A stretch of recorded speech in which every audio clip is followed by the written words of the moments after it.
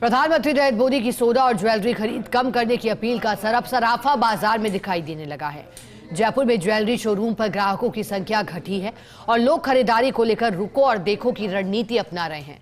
बढ़ती कीमतों और वैश्विक तनाव के बीच बाजार में सुस्ती का माहौल है। ये रिपोर्ट देखिएगा।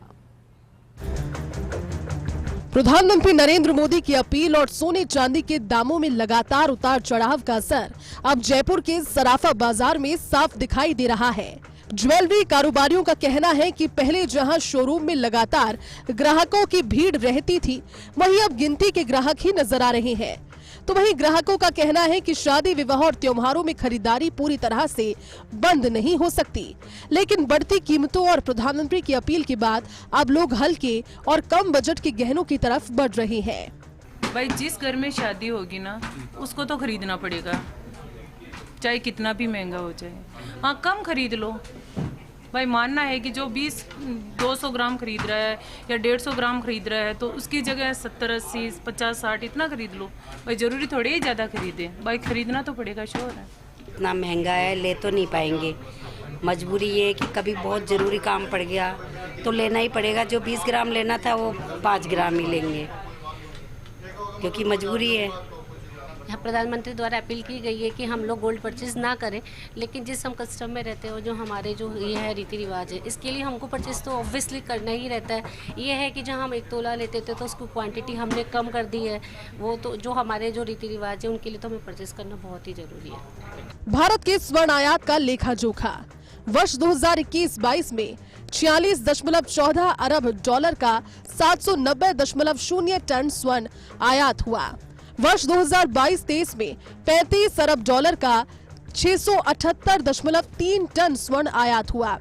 वर्ष 2023-24 में 45.54 अरब डॉलर का 795.0 टन स्वर्ण आयात हुआ।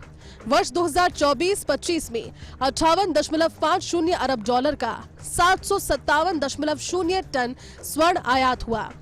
वर्ष 2025-26 में 71.98 अरब डॉलर का 721.0 टन स्वर्ण आयात हुआ। ज्वेलर्स प्रधानमंत्री की अपील को राष्ट्रहित से जोड़कर देख रहे हैं। उनका कहना है कि लोगों को पुराने सोने को दोबारा बाजार में लाने के लिए प्रेरित करने की जरूरत है। साथ ही कारीगरों को ज्वेलरी उद्योग से जुड़े रखने के लिए भी विशेष पहल करनी होगी। हम सब लोगों से ये कहना चाहते हैं, पूरे इंडिया की इंडस्ट्री से कहना चाहते हैं कि ज़्यादा से ज़्यादा स्टोन वाली ज्वेलरी बनाएं। पहली बात।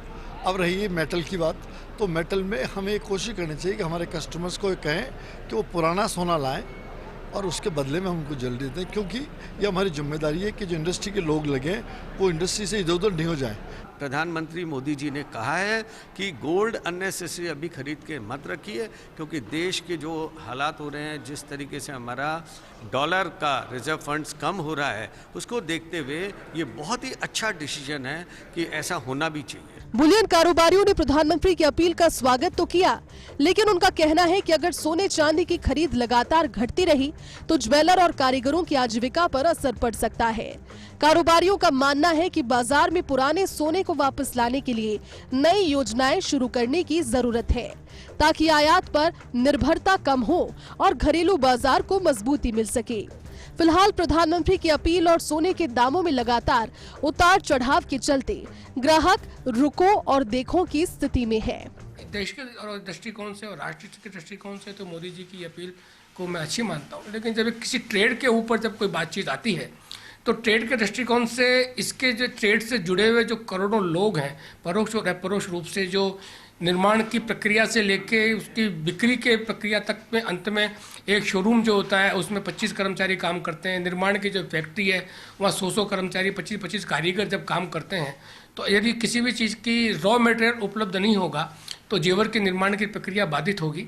जिस तरह से VDIS स्कीम आई थी, वैसे गोल्ड की कुछ डिस्क्लोजर स्कीम आ जाए तो वो सोना सरकार के पास जमा रहे, वो ही रिसाइकल होता रहे सर, पूरे हर ज्वेलरी सेक्टर में, हर कॉइन के सेक्टर में, सब चीज़ों में, तो सभी का रोजगार भी चलता रहे और भी सबका चलता रहे। ऐसी जब इंक्रीज आती है, specially right after when the PM ने अनाउंसमेंट दी है, तो वो एक डायरेक्ट मैसेज जाता है टू ऑल द कंज्यूमर्स। मैं सिर्फ मेट्रो सिटीज़ में नहीं, फ्रॉम मेट्रो सिटीज़ टिल जो नीट अपने विलेजेस भी हो गए, वहाँ तक वो डायरेक्ट इम्पैक्ट जाता है कि अभी इस टाइम पे किसी रीज़न से बोला गया होगा तो शायद आप बेटर है कि आप अवॉइड करो फॉर द कमिंग 1 साल एटलीस्ट, जो उन्होंने बताया।